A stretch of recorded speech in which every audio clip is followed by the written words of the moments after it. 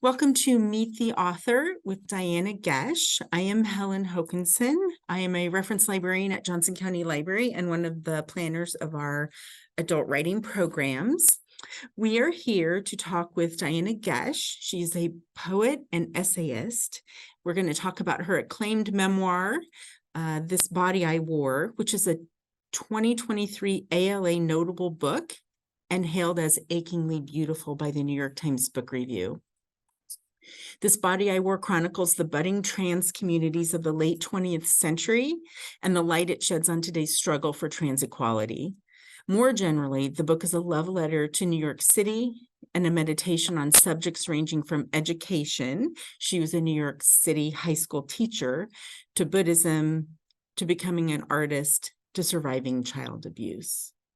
She's the author of 8 collections of poems, in addition to her memoir, This Body I Wore, the Life in Transition blog at The American Scholar. Her work has appeared in The New Yorker, Poetry, the Iowa Review, the Los Angeles Times, the Washington Post, Best American Poetry, and the Pushcart Prize Anthology. She is the recipient of fellowships from the National Endowment for the Arts, the New York Foundation for the Arts, and the New School, where she served as the Grace Paley Teaching Fellow. For 21 years, she was a New York City public school teacher at Stuyvesant High School and at Passages Academy in the Bronx, where she ran a creative writing program for incarcerated teens. So welcome, Diana. Thank you, Helen. What a pleasure to join you again. We've done programs before, and also to join the community, the electronic community at the Johnson County Library.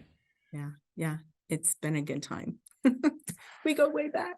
It's always fun when somebody we worked with before comes back around and we do more fun stuff.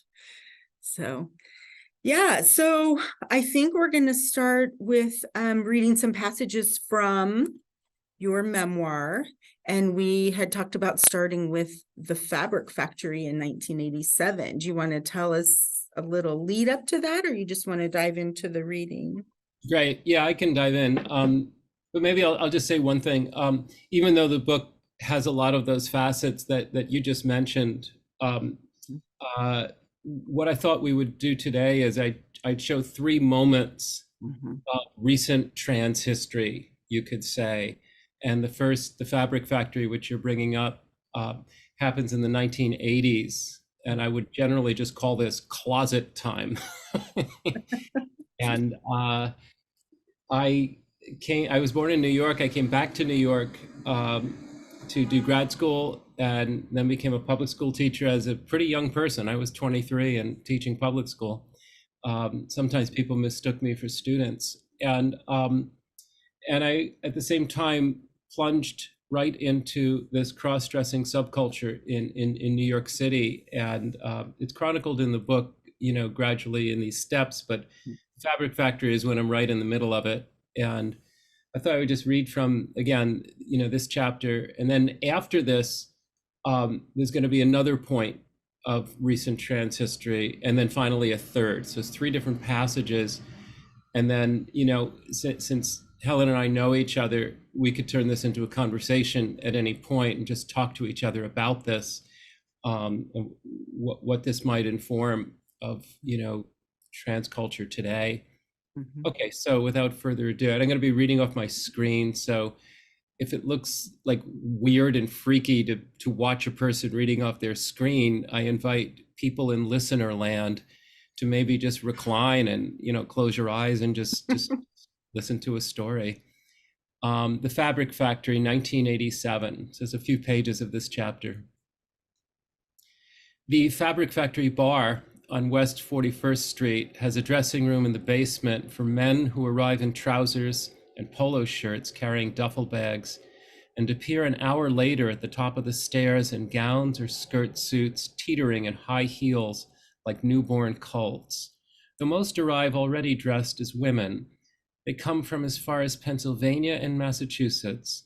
They have shaved and prepped themselves all afternoon. appropriated clothes from their wives' closets, snuck out to their cars at dusk, braved the stares of highway toll takers, risked getting pulled over by troopers. By midnight, they have 5 o'clock shadows. I take the subway from Brooklyn. I'm safe on mass transit, I tell myself, as long as I go all out, like an actor who fully commits. Even if the material is flawed, people respect the effort. Some writers look at me, then look away, and those who don't notice me at all, well, that's even better. I dress like an ordinary woman coming from work. Most cross-dressers overdo it in some way, a crazy wig or garish makeup, a too tight outfit or stiletto slingbacks they can't manage.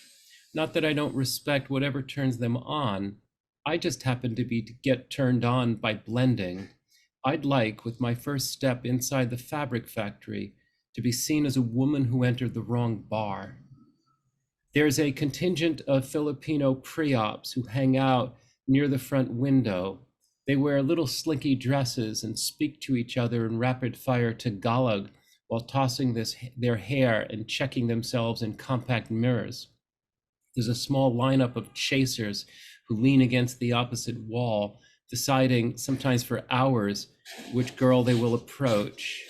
There are TVs, transvestite, from a suburban New Jersey support group who drink together in a small pack and seem like they could be tailgating at Giants Stadium. There's Vicky from Long Beach, who supports an aging mother and a kid in college by working a security job.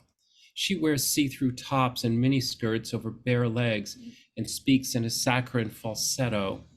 There's Adele, a married TV who is smart and stable and 10 years my senior. She's neither ugly nor stunning, wears designer labels, is quite ladylike and fairly passable. I like talking to Adele. Sometimes she brings her wife Mara, who is plump with a pretty face and is often the only GG genetic girl in the bar. She and Mara have no children and use an entire bedroom of their house as a closet. I picture aisles of stylish clothes like a small store the two of them share.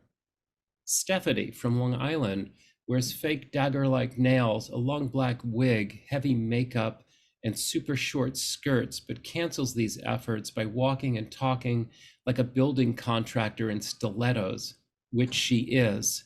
She shows up maybe once a month, drinks a lot, and discusses her truck. We envy her size 7.5 feet. Kayla, young, tall, and pretty, visits from Tennessee a few times a year.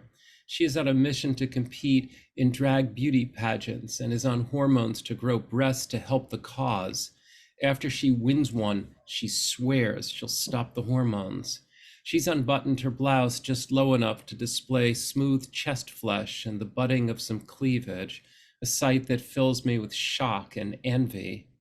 In Tennessee, Kayla lives as a man named Ken, who binds his breasts in ace bandages to patrol center field for his company's softball team.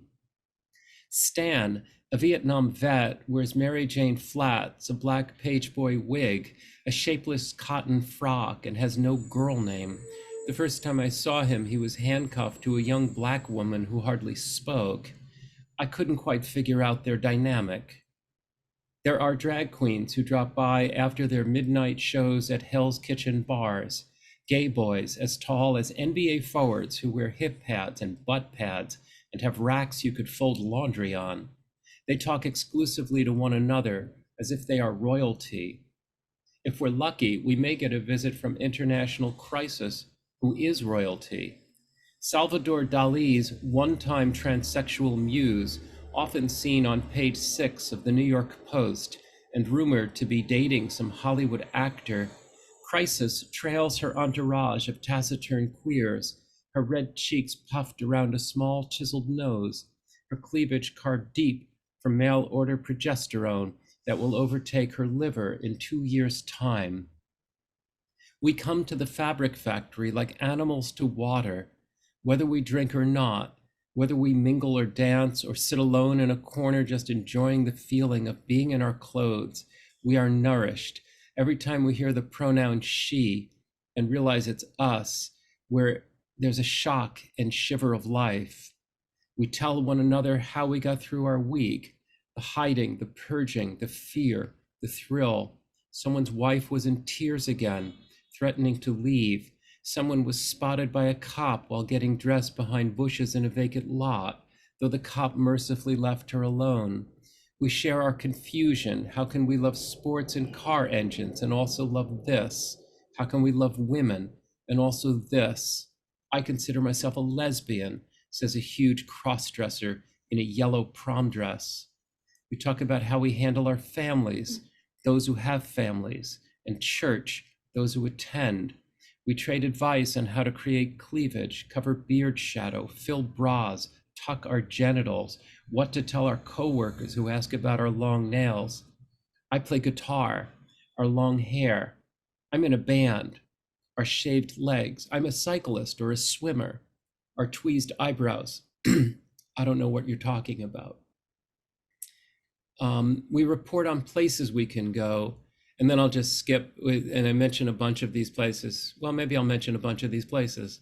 Someone found a Midtown hotel bar that doesn't mind our presence. Someone found a diner in Queens. There's the Pyramid Club in the East Village, a big, loud, punk, goth, queer, grungy den of who the fuck cares. Sally's Hideaway, a couple blocks north and across from the New York Times building, has drag shows, drugs, and prostitutes.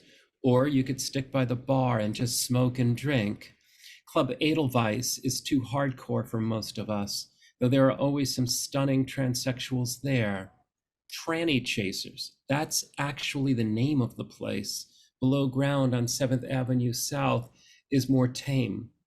In the months since stepping out for the first time, I have been to nearly all these places, though there is nothing quite like the Fabric Factory, eclectic, warm, and welcoming. Like your first Little League field, it is both a home and a destination. A man can wander aimlessly in a city at night, but a lady needs a destination.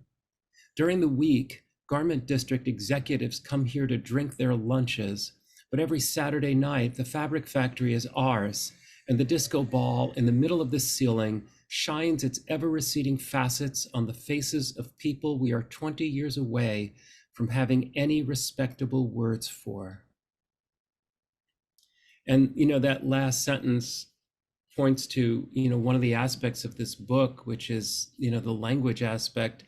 I used the only words we had at the time. So you hear a lot of words that would be considered, impolite, transphobic, triggering, nowadays. But, part of the point is language helped to shape our reality, and the limitations of language limited our reality, as a group. And we never even thought of ourselves as a community or a group. Yeah. So that's that first section. I wanted to show people, a little bit of what it was like being in the closet. And even at that, it was only my part of the closet. There were so many facets to trans people. And a lot of these people I'm describing were frankly trans and didn't even know it. Sure. But go ahead, Helen. What's coming up for you? Well, a couple of things. First of all, so you're a poet, and I love it when prose writers study poetry, because there are so many beautiful passages in this book, and almost all of your ends of chapters or sections, they really end with just beautiful zingers. And this is one of them. This chapter ends with, "This is who we are every Saturday, when we put on other names and bargain with urges that run our lives like bullies in the shadows." I mean, because you talk about in this book how you only get to, there's only a place for you to go on Saturday night, right? Yeah. During the week, it's for men in business suits. And it comes up again later.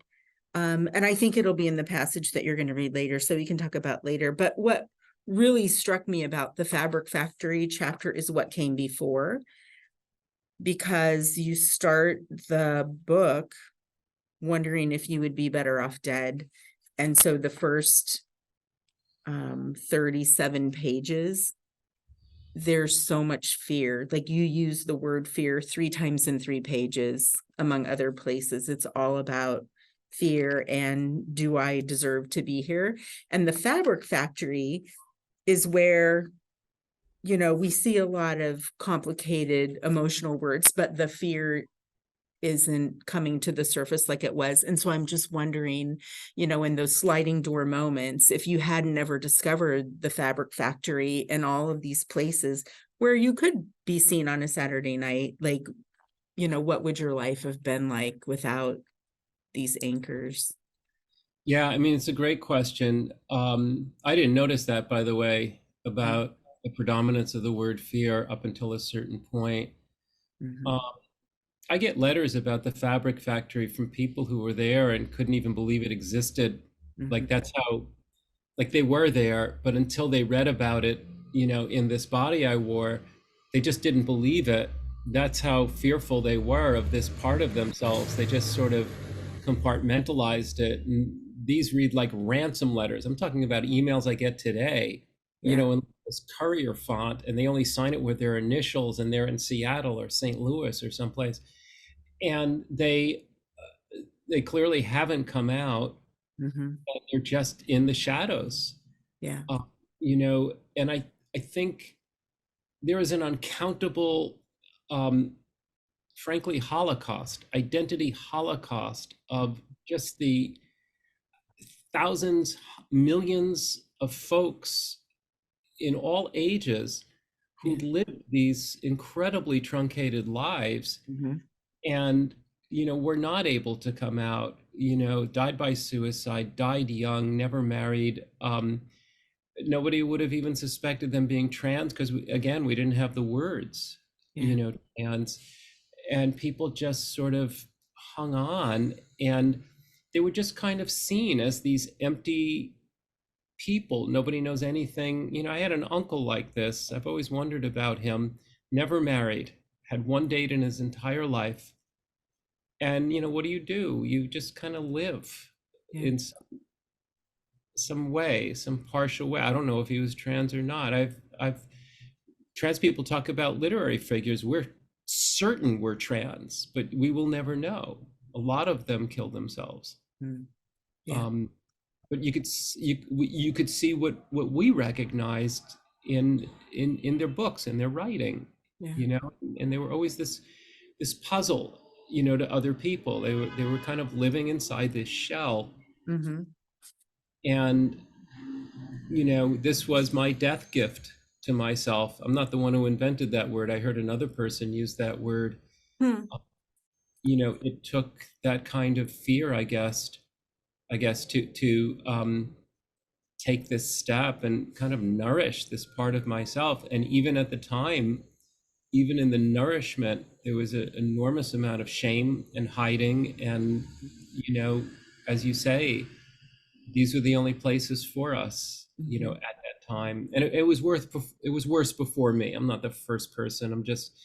I just stepped into a piece of trans history that I wanted to preserve, in the memoir. Yeah. And you, in this Fabric Factory section, you list all the people who are coming from far away. Yeah. They had nothing in their own communities, and so they had to travel, and what that must have been like. Um, That actually relates to the next section because from this part of trans history, you had to go to New York or mhm. to some part of a city or Yeah. to some hermetically sealed cross-dressing group. And, um, uh, and you kind of didn't know about the existence of many others Yeah. outside of a New York or this small group or what have you, Mhm. and until the internet. And maybe it's a good time to just read the next passage. So, all right, Yes. so that was the closet, what I'm calling the closet. And this next point comes in 1994. We can date it very exactly because this is the advent of the internet. And I stumble onto it like a lot of people did. And I'll just pick it up when I find the first, I'll call it the first transgender website, even though we weren't using that word yet, and just describe how things looked in 1994 to me. The first transgender website I found bore the ominous name "You Are Not Alone." So it's the letters U and R. And by the way, you can still find this website in its current iteration. You are not alone. It was a vast grid of photos against a black background suggesting interstellar space. Like aliens beamed aboard Star Trek's Enterprise, each image took a while to download through the bottleneck of my phone modem. They materialized from top to bottom, first hair, then eyes, a face, shoulders, torso, maybe even legs, until I beheld a closeted individual from the privacy of my own closeted life. Some were pretty, some were homely, some were skilled with makeup, most weren't, some posed joyfully, many seemed nervous or scared. The photos were often poorly lit, off-center, out of focus, perhaps on purpose. Some had the disturbing aura of hostage photos, a sense of incipient danger on the other side of a door or a curtain, about to burst through. I felt anxious when the computer froze partway through a download, as if the person, unable to be beamed aboard, would be lost in space. Another website displayed a map of the world with a number over each country. When you clicked on the number, it opened up to 14 T-girls in Italy, 5 in China, 31 in Brazil, Mexico, Ireland, Russia, India, New Zealand, Nigeria, Japan. Nearly every country had a number on it. Some were transsexual call girls. Most were closeted cross-dressers. There was space below each photo for a little blurb and contact information. Call me, said the call girls. Female me, said the cross-dressers. I went country by country until there were no more countries, clicking on each and every T-girl, imagining what her life was like.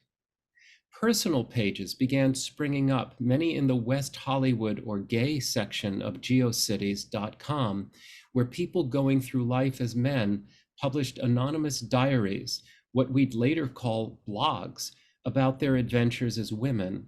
Some accounts were believable and reminded me of nights I'd gone out dressed. Others were over-the-top fantasies. There were a lot of forced feminization stories.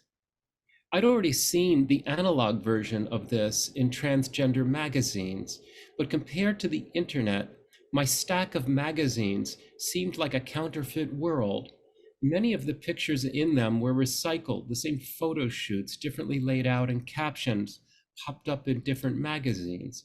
Most of them had no dates on the covers, rendering them perpetually saleable. And for all you knew, the personal ads in the back could have been a decade old and might all have been written by the same person. But the websites were alive and multiplying. People controlled their own narratives and showed up in chat rooms with the name and gender they preferred. I suppose I already experienced the analog version of this too, having gone out as a woman and gotten to know others like me. But the internet brought awareness of an uncountable number of cross-dressers, many of whom resided nowhere near New York City or any city, in places where it wouldn't be safe to venture out as female. Even in New York, we took on great risk in order to dress and travel and socialize as women in repurposed dives and drug and prostitution spots. On top of being dangerous, going out was exhausting. It was like we had to wrest our femininity time and again from some fiery maw in the earth's crust, and then forfeit it each time we made the transit back to daily life. On the internet, you weren't going out, you were going in. I was especially interested in the writings of those living full-time as women. Some were stage performers or sex workers, though most were attempting to live conventional lives, and a few were in stealth. Previously, you'd never hear about people in stealth unless they died or were outed, but the internet allowed them to tell their stories with their stealth intact. There was a transsexual who worked as a bank teller whose postings I pored over. No one suspected she was anything other than a typical woman, which I found compelling, though for her it was lonely. She was attracted to men, but avoided relationships, knowing that if she got involved with a man, he was sure to inquire sooner or later about her past. He might notice an absence of childhood photos or ask to see her high school yearbook. She'd have to weave a web of lies, including why he couldn't meet her family. In order to live in stealth, she had to move far from where she'd grown up, because in that town, she had a history. She needed to live like an escaped felon just to be seen as a woman. She posted a few grainy black and white photos of herself. She was slender and quite pretty. Her hair was coiffed in a perm, the way a lot of middle-aged ladies wore their hair. There were post-op transsexuals who told about medical experiences and advised readers on the various steps to transitioning and lessons learned. A lot of medical information was coming online. I read about hormones, dosages, benefits, side effects, who prescribed them legally, and where you could get them on the black market. I read about surgical procedures, nose jobs, breast implants, sex reassignment, surgery, the costs and outcomes and profiles of the surgeons themselves. The journey from male to female had always been the most amazing story I could imagine, and suddenly I had all this access to it. What is perhaps equally amazing, I never stopped to consider if I was transsexual. I envied them. I said, if only to myself a million times, if only that were me, while another voice replied, no, that's not you. I'd known many others at the fabric factory and elsewhere who said, I wish, at the sight of a pretty TS or at the idea of living full time, but were resigned to being mere TVs because that, so they thought, was who they were. At that time, there was a wide gap between TV, transvestite, and TS, transsexual. Male to female transsexuals proclaim themselves women who'd been born in the wrong body and often looked down on transvestites as fetishists. Transvestites resented having their lifestyle reduced to a fetish, and the vast majority of them identified as straight males. The 1975 song from the Rocky Horror Picture Show about a sweet transvestite from transsexual Transylvania was way ahead of its time. In the 1980s and 90s, transvestites were from one planet, transsexuals from another. What's more, the idea of transitioning would have been like choosing to reside in outer space over living on this planet, which to me was no choice at all. Crossdressers could still function as straight men and partake in the institutions, marriage, family, career that gave life meaning. No one gives those up unless they're forced to. And maybe I'll just stop there. So yeah, here we are in a kind of a middle stage where even if we're not, visible publicly, any more than how we were, we're at least out to each other much, much more. And then these questions, what's a transsexual, what's a transvestite, are coming up more and more, and people have an opportunity to know that maybe they're not from outer space, even though the website looks like it's in interstellar space. And then I just briefly say where I was trying to, map myself in all of this, even as I'm starving for information. Mm-hmm. I think another common theme in your memoir is loneliness. You mentioned it in reference to the woman who was a bank teller, but there are other passages in the book where loneliness is definitely a focus. And a little further on in that chapter on You Are Not Alone, you say the internet was the beginning of community and the normalization of gender nonconformity. Yeah. And it's interesting in this current time we're having the pendulum is swinging back where, certain groups of people are pushing back against that normalization, which is complicated. Well, it's not just swinging back, it's being forced back. Yes. Yeah. Which is very different. They're swinging, and there's all kinds of things to navigate with the pendulum swing. But when you have a pendulum being forced back, yeah, talking about, stuff, you're talking about tax and trampling on people, and they want to force us back to where we were at the time of this book, to that place of fear. Like it's it's just it's baffling.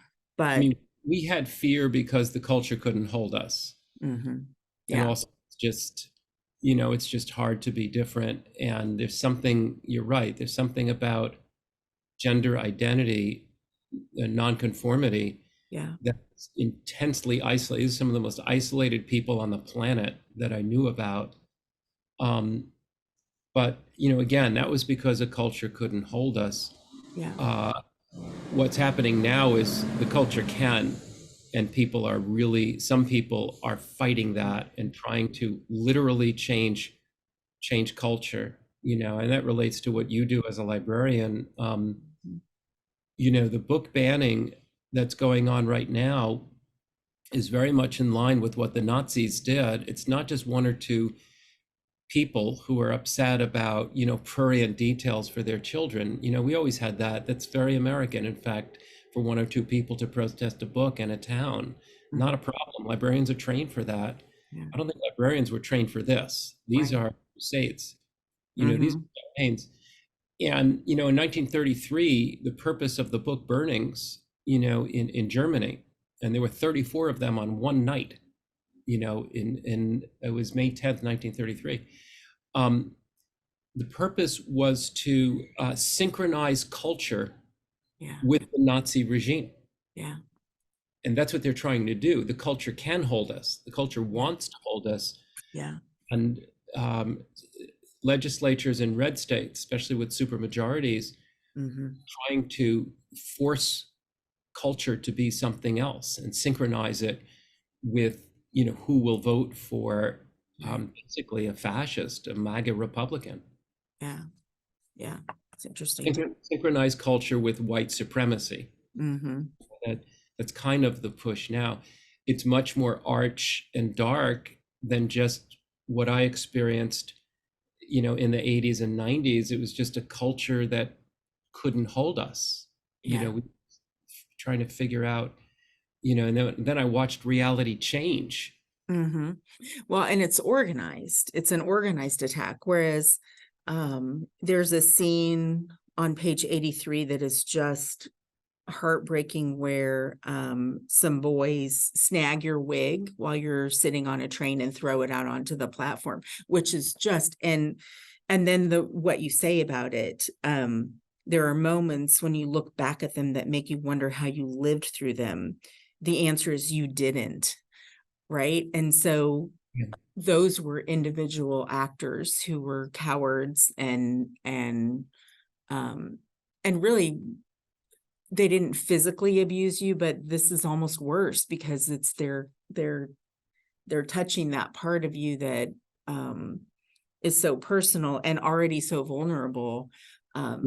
And now they're coming at you in an organized fashion, Right. which is so frightening. But I want to pause here and just mention to people who have not read the book that there are Diane has a wonderful sense of humor, and there are parts of the book that provide some levity. And so if I may, I'd like to share one of my favorite parts of this book because I just laugh every time I read it, if that's okay with you, Diana. So it's 1990 and you're teaching at Stuyvesant, and you would have the kids read their poems and then call on the next student to come and read. So here we are in the classroom and Emily calls up Tara and there's nervous laughter. Lately, Tara has been writing poems in which her poetry teacher, me, is being physically tortured.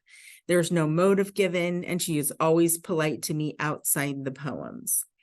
This week, she's got electrodes hooked up to my testicles. Thank you, Tara, I say. I can't wait to grade this. Who's next? I'm amazed that you could have the presence of mind to respond to that so gracefully and with humor. Yeah, I don't know if I would be able to do that. And that's one of the aspects is I'm also living as a school teacher. I mean, I've taught thousands of school children and I wanted people, even though the book isn't about teaching, I wanted people to see that trans people, we're everywhere. We've always been here. And, we teach your children, we change your tires, we serve you at the pharmacy, whatever. I mean, I heard from the voice of the New York City subway, who I can now identify as trans because she just came out older person. She wrote me a private note before she came out, and so we're everywhere. So yeah, I mean, I know kids. I know their game. Their game is to try to shock you as much as possible because that's how they validate Yeah, themselves when they're in high school, yeah. And Tara, this is Tara Lore Bringley. Actually, I can say her name. Good writer. We're Facebook friends now, so we can laugh. We can just laugh all about. I don't know what the deal was back then, and I don't even care. She was a different person. I'm not going to Yeah. ask. Yeah, that's funny. Has she read the book? I'm not sure, actually. I never check. I don't know if she did the homework, but I I would hear. think would think if she would read it, she would have been like, "Oh gosh, I'm so sorry about," or haha, I I made mean, your book. my editor thought I would change the names, of the student poets. I said, "Are you joking? That's their poetry. They have to get credit for that." Yeah, yeah, yeah. And there is some wonderful student poetry in here. And just there's a scene where you were talking about you would share quote of the day.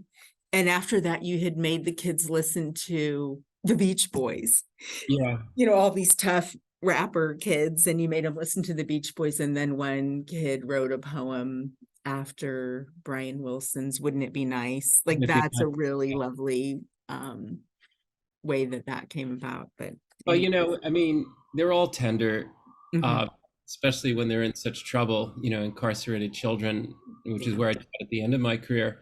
Mhm. And so, they're all trying to act tough. And here's Brian Wilson's song of teenage, vulnerability and tenderness. But, that's all they're doing in their jail cell is, well, that's not all they're doing. But one thing they're doing is they're thinking about their girl. If Yeah. they don't have a girl, they're thinking about having a girl and or just a lover. And so they're all making fun of Wouldn't It Be Nice?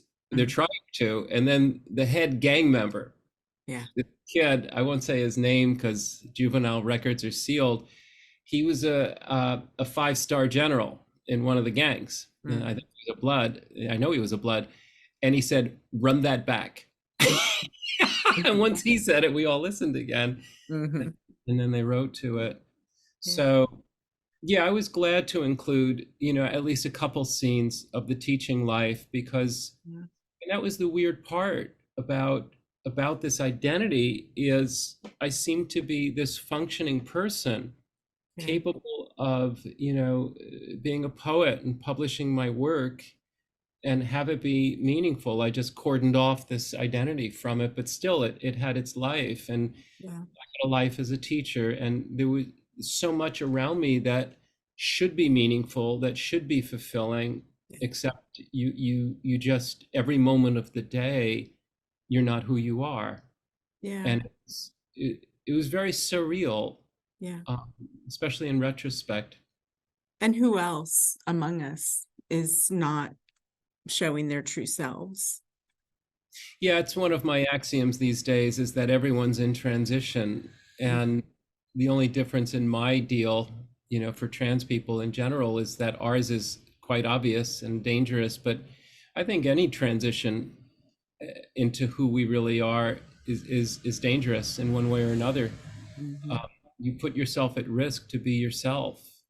Yeah. And yeah, so I'm also convinced that, we're not freaks. But then again, at the time of the wig getting ripped off me, not only did that kid think, I was some kind of freak, but I did too, because Okay. that's where we were as a culture. You know, Mhm. I also felt, this shame and this hiding and anything but pride. I just wanted some crack to live in, some air pocket to breathe in on a Saturday night. But and again, the difference now Mhm. is that, that's a hate crime. Yeah. And Yeah. we know how to name it. Right. Well, to your point about your own feeling on page 6, you say, if she called me a pervert, I wasn't sure I could honestly disagree. Yeah. Um, and that's so early in that book um when you were feeling so scared. Yeah. like an animal being tortured. I mean, just, yeah, that first opening was so powerfully sad and fearful. Well, I think, you know, my strategy often as a poet kind of leaked into what I did here. I thought the best way to do this in a memoir, you know, Mhm. when there's so much fear and trauma, um, Mhm.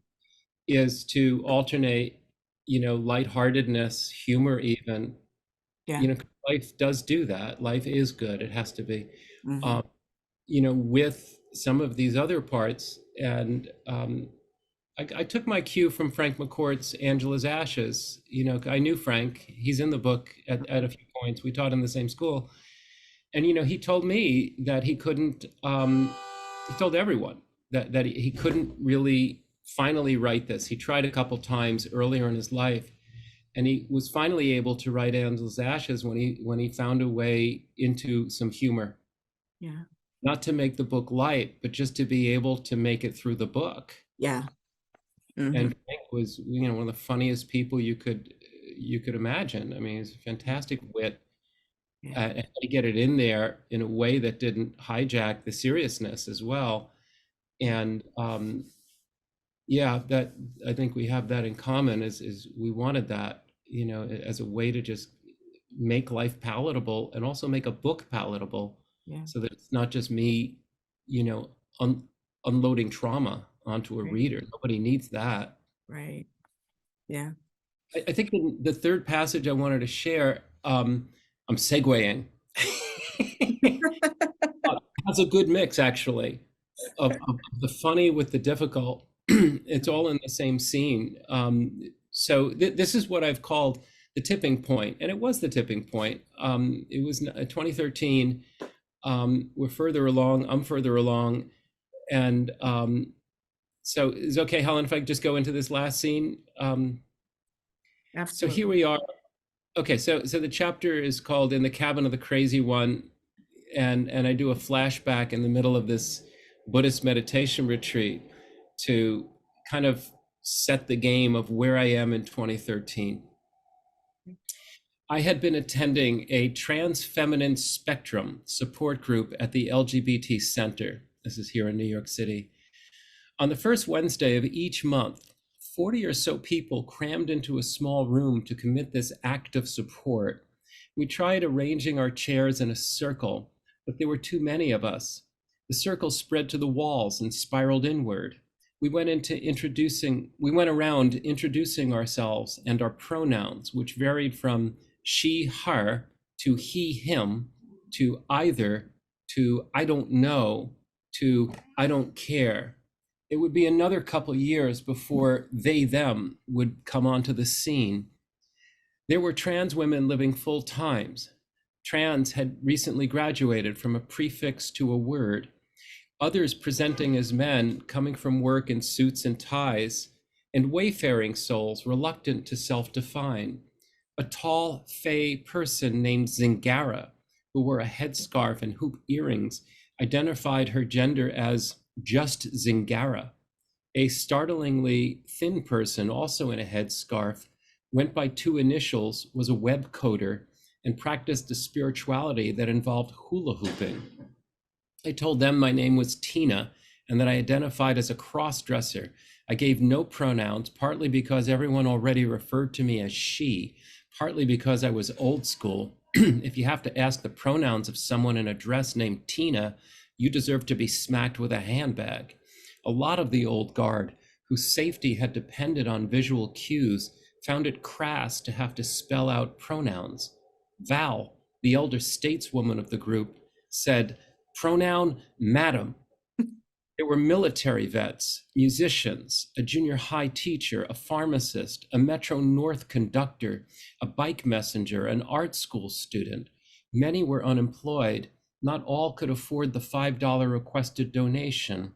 More than a few were addicts or recovering addicts. Some showed up drunk or stoned, even though the rules forbade it. There were several new faces at every meeting.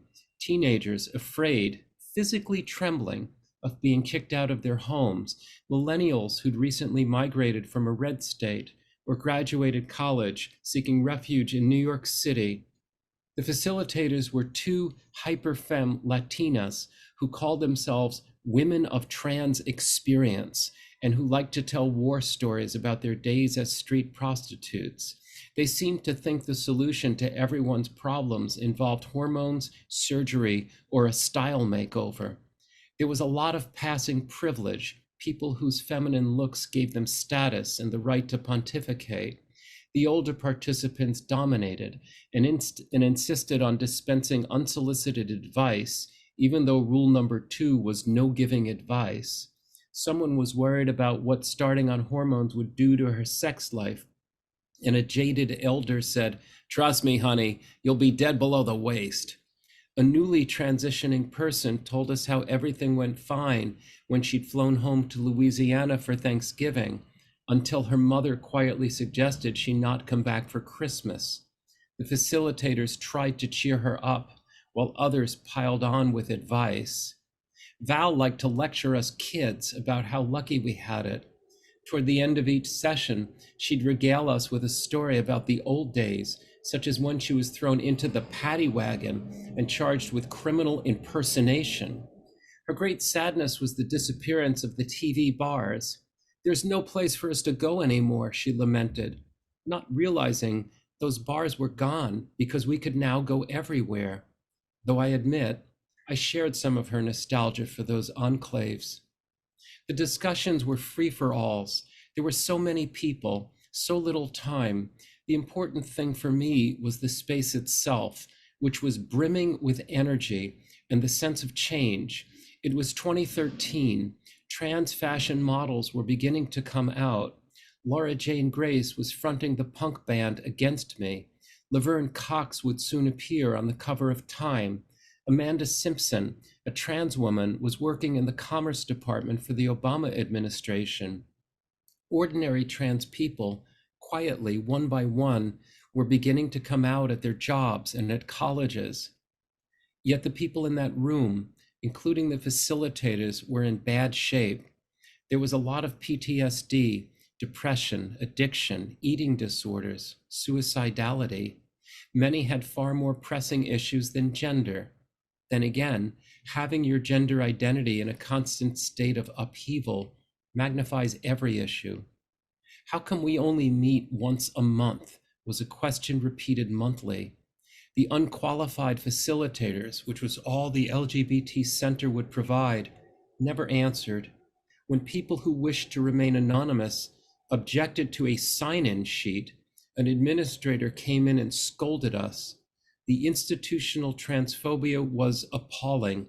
L, G, and B didn't give a fuck about T. The most solid and helpful person in that group might have been Amanda, a smart, feminine trans woman who'd been living full-time for 20 years and had at one point run the group. She was tall and thin with dark hair and seemed quite at ease. She spoke freely, almost loosely, about having been an addict and having had too much plastic surgery. I ran into her once in a thrift shop. I said hello and explained who I was. I was in guy mode, so she wasn't going to recognize me. She was unfazed and we exchanged numbers. A month later, her phone call woke me at 3 a.m. Her speech was slurred and garbled. I heard other voices talking and shouting.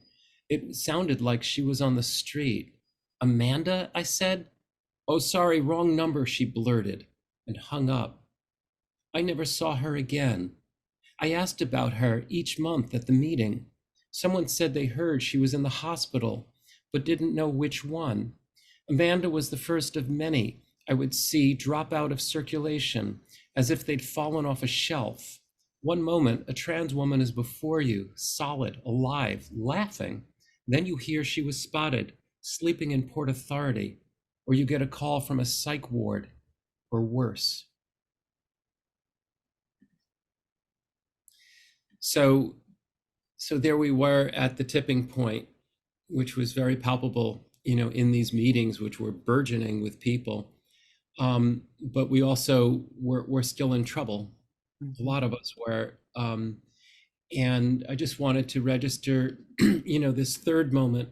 And even though I didn't set out to write a historical document. The history is kind of there in this intimate experience. I guess that's the overall point I wanted to make. And I'm interested in also talking to you again, Helen. But the overall point I want to make is, you know, the history of minorities, especially the events and trends that had the most impact on us, often never make it into the history books. Yeah. They're in things like, you know, what we did on the internet, or Mhm. what we did in support groups, or what one event that was prominent Mhm. did to an entire community in the intimate spaces of how people come out to themselves and to other people. um, you know, unless someone writes this, frankly, in a literary way, in an experiential way that gives you the texture of this reality, we won't really see the history. Yeah. um, so even though, again, it's not a history book, um, you know, it does manage, at least I hope, to kind of preserve the sense of, you know, what mattered to my pocket of the trans community as we learned that we were a community. Mhm. Yeah.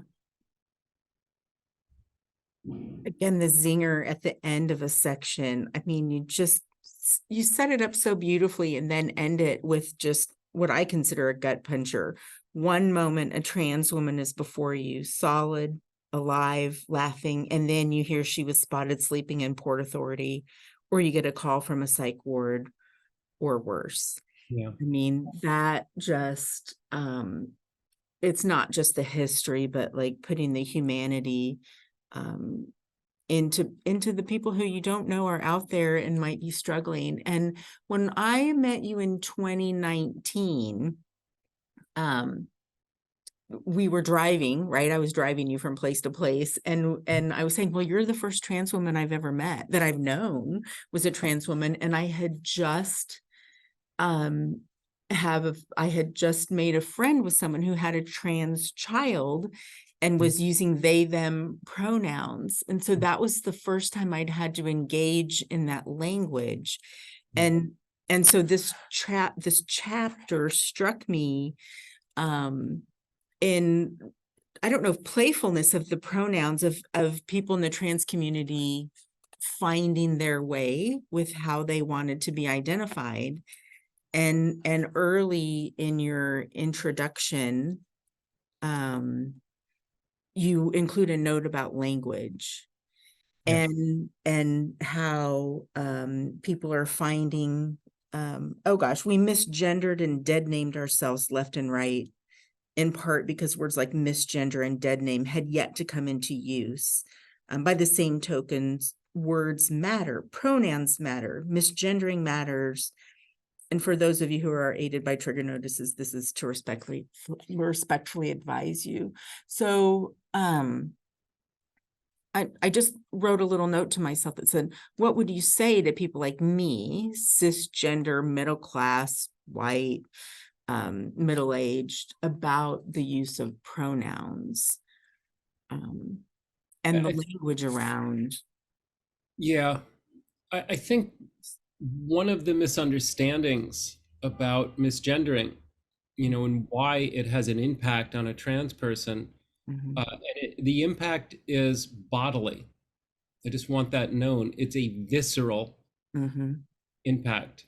Um, and the reason is not simply because of a faux pas of language. We understand the faux pas, although often people nowadays do it on purpose as well. There's that. Um, here's the deal with misgendering.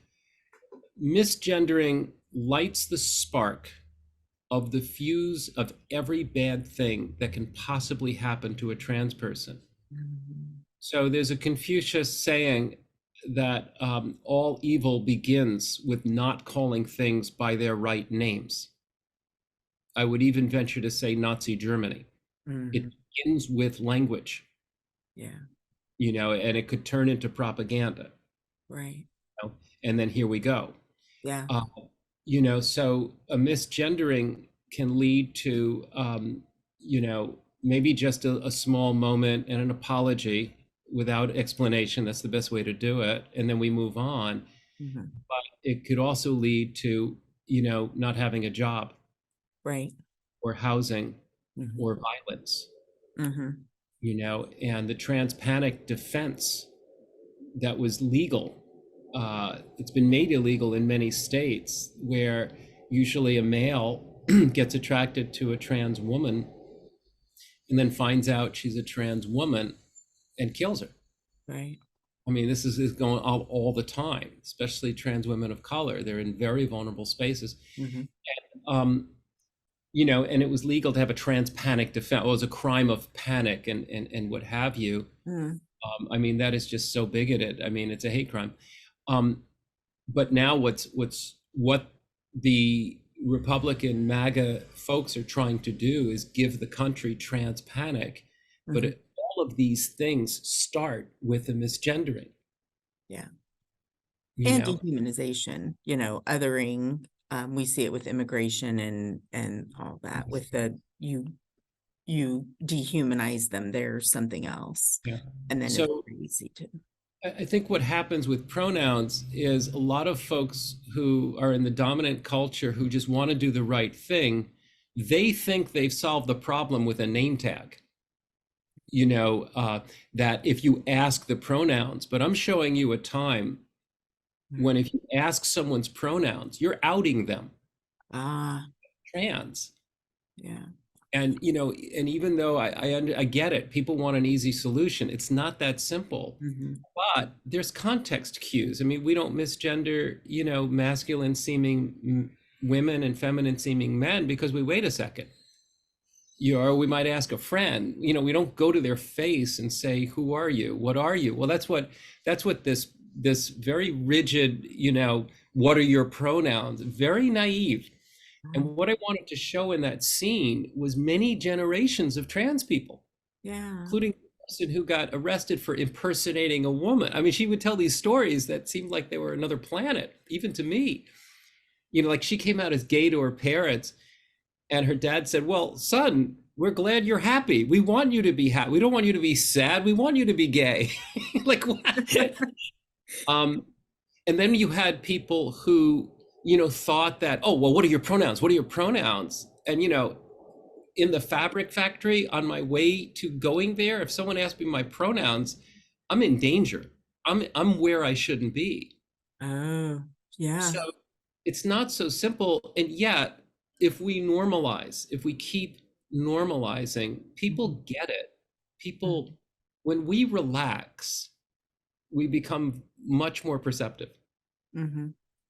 and you figure this out. I mean, if someone is in front of you and their name is Diana, and you see how they're presenting, I think we can figure this out. Right.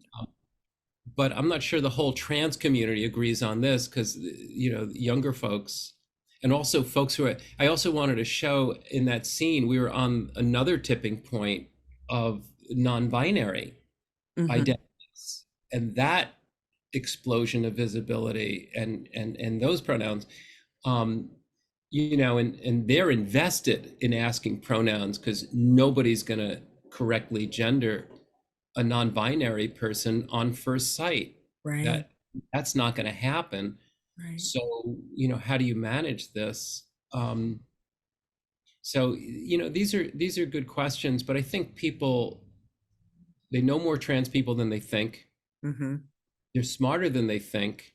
They're just they can just kind of relax around them, wait a while, Yeah. and you know, so it's a great issue. It's not so simple, but that's what misgendering does, though. Mhm. It puts us in danger.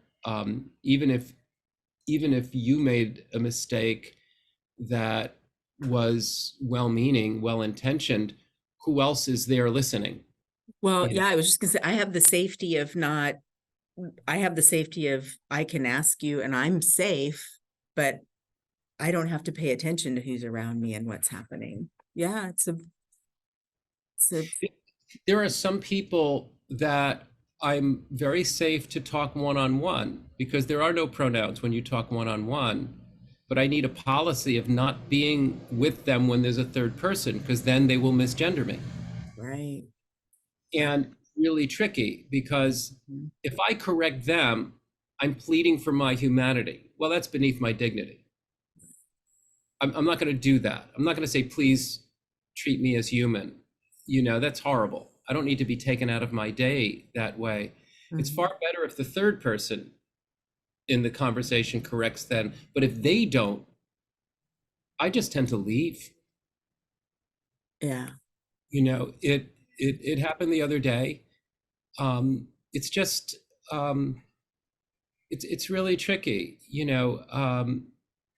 I don't want to have some conversation about if I'm human or not, if I'm worthy of my pronoun or not, or I don't, or just make myself the center of attention in Right. terms of my identity. That is Mm. no way to go through life. What Toni Morrison said was so wise about racism when she said the function of racism is to make Black people explain themselves. Mhm. That's all you wind up doing, Yeah. and then you can't live. Um, I really relate to that in terms of this form of bigotry. So I think we were doing so well for a while. Yeah. We were normalizing our presence, to have Amy Schneider be this trans champion on Jeopardy, and to have American grandmas suddenly relate to their trans grandchildren because they were rooting for Amy Schneider on America's popular game show.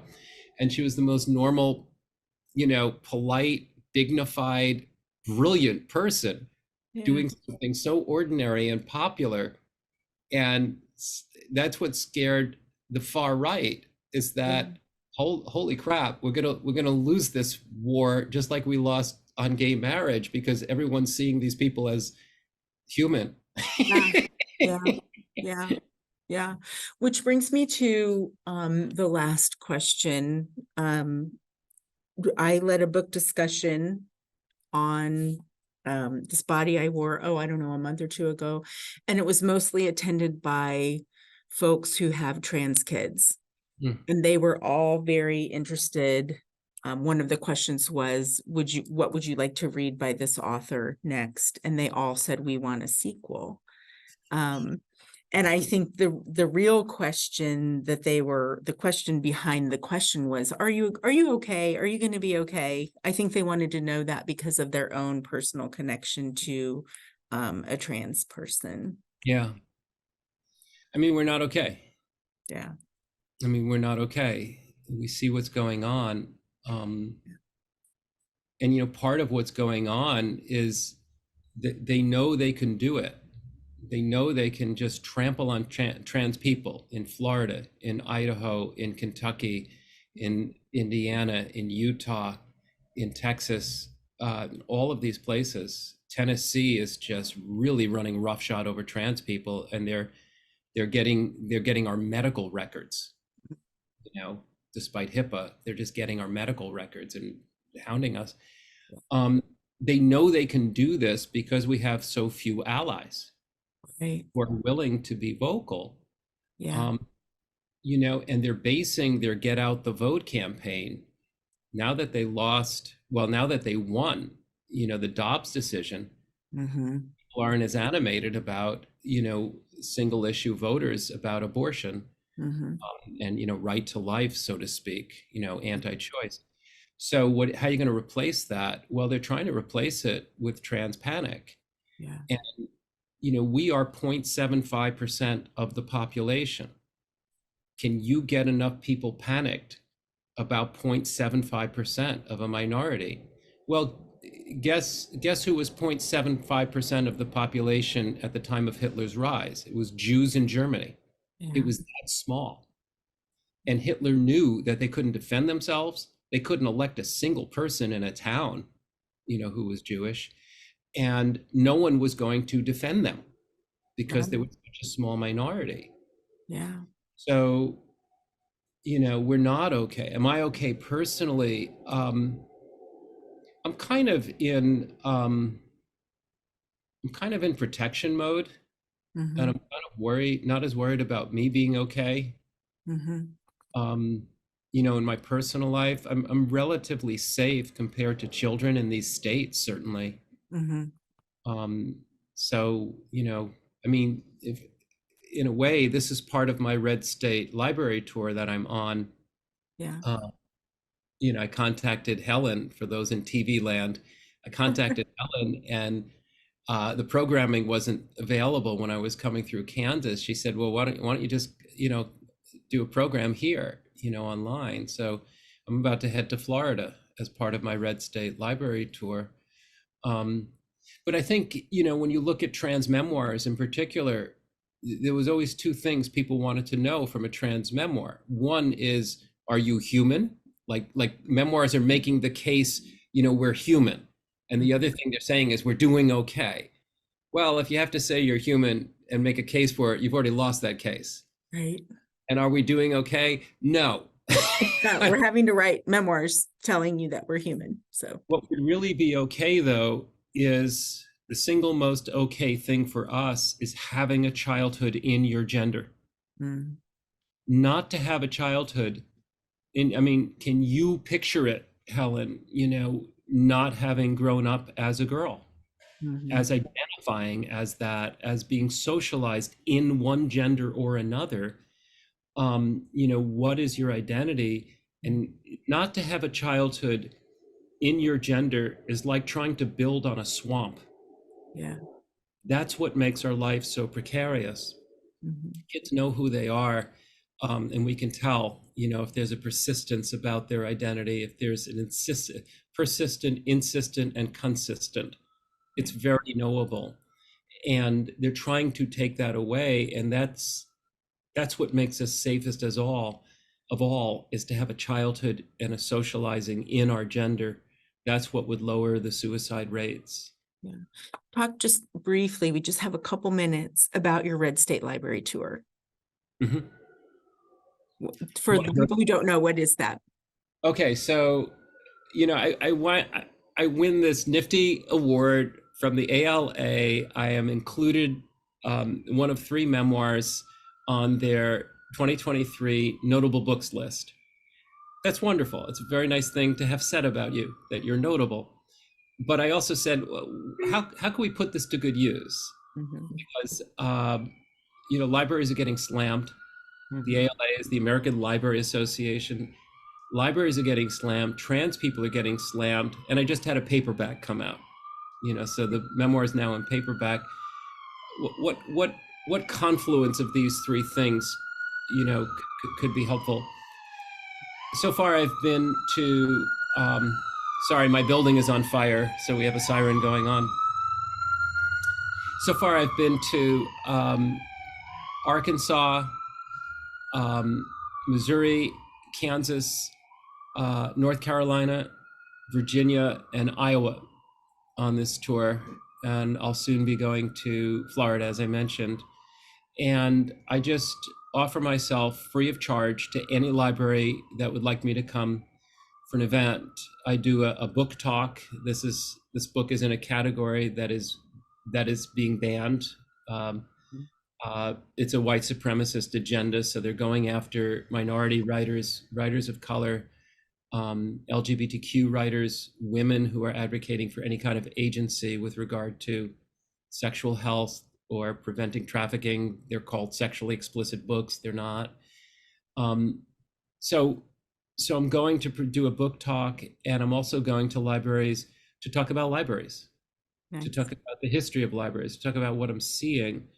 Um, and a lot of the librarians who are most under pressure and in danger, they're not safe enough to invite me, actually. Mhm, So sometimes they point to a local bookstore or a college, that has security.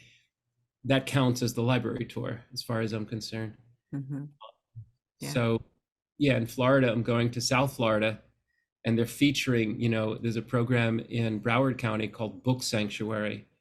And, so they're featuring this.